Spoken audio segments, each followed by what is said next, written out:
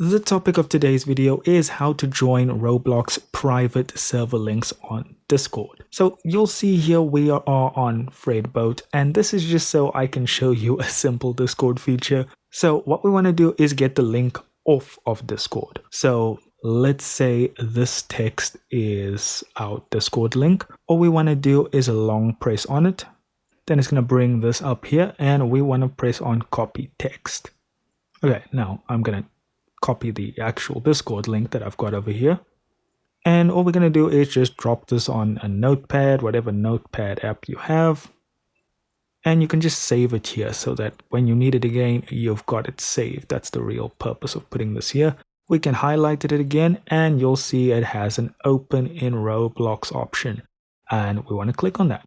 And now it's immediately going to open Roblox and take us to that private server. And that's all there is to it, guys. Thank you so much for watching. Do consider liking and subscribing, and I'll see you in the next video.